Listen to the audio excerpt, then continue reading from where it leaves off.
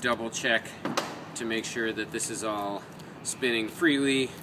They're tight, they're brand new, but I'm not feeling any noticeable roughness.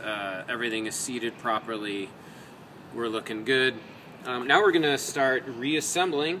I think I'm going to use the padded surfaces on our jaws. I'm going to clamp the actual axle in place. Again, lots of lubrication, so I'm going to lube my threads here.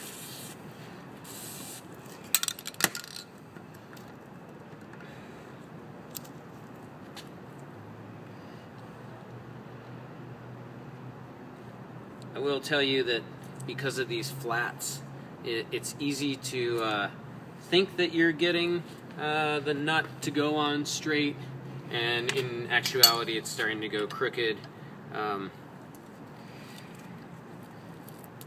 And this one's a little snug. I think I've got a little bit of a burr, but once we're past it, this is going to spin down just fine.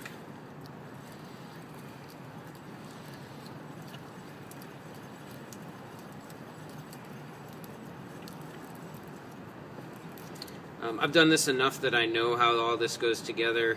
If it helps you to label things as you take them apart, please do. I'm going to snug that on, and as you go, double check the freedom of movement here. You can easily over tighten things and cause a little binding on the bearing system, so check as you go. This gets 3 spacers now.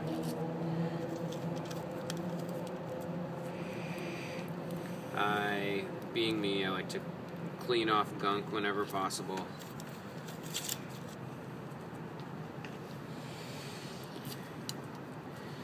Okay, then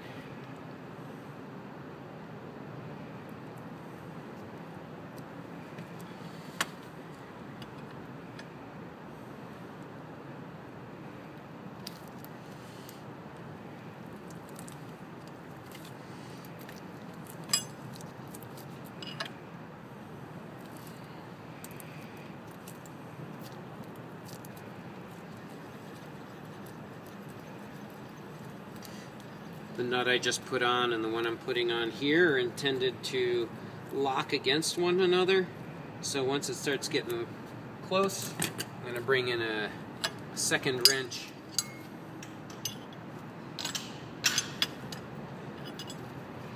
I'm going to hold this one steady. I'm not going to let this one move. I'm going to tighten the top one. So I'm working these wrenches in opposition to each other.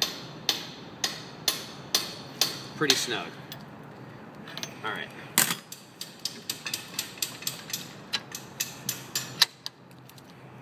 Flip it over.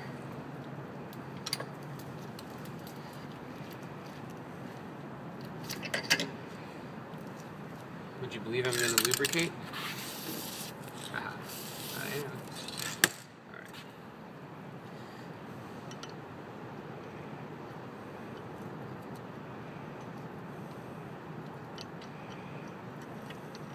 Get that going on nice and square. This one is completely burr free, so it's spinning on there pretty nicely.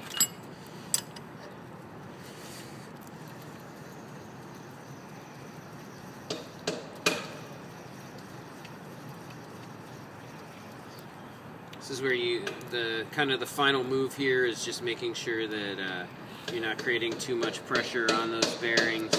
So make sure everything is still turning freely, and it is. Yay!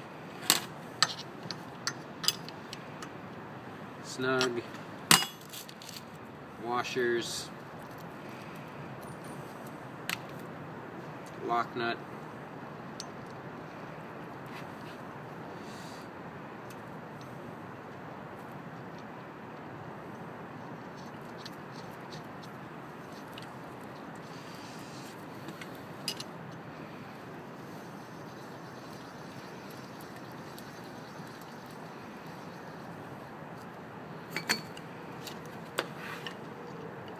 Same concept here. I'm going to hold the bottom one steady while I tighten the top one against it.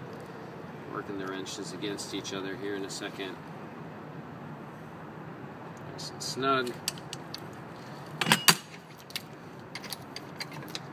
Double check freedom of movement. If for some reason this is extremely tight and tighter than it has been as you've been going along, it's because this nut on this side, this guy here, and this big guy here are basically creating pressure against the bearings. You need to loosen them, or loosen one of them, and that'll relieve the pressure. Now that this is on, bring out your brush, clean up the threads to reinstall your freewheel.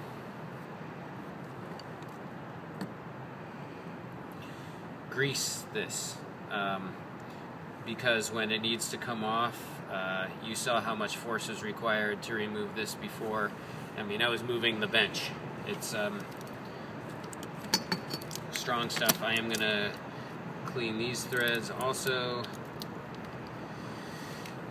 I like to actually move the brush in a counterclockwise movement, and what that does is it tracks the grime out of the thread channels as opposed to driving it deeper in.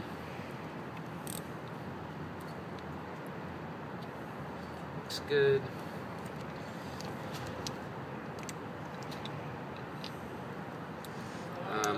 These are also some pretty fine threads, so just be careful to make sure that they are engaged properly before you apply a whole lot of force. You should be able to do it by hand.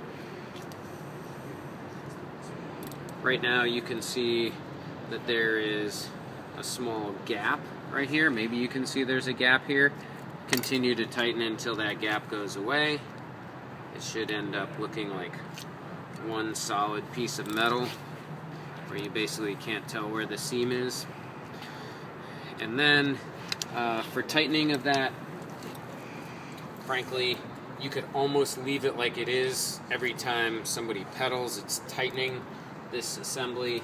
But if you wanted to, you can use this as it's the chain whip, and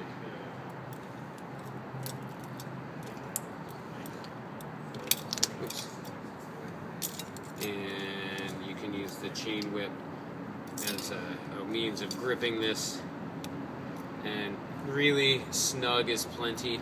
I'm not clamping this back in the vise because I don't want to do damage here.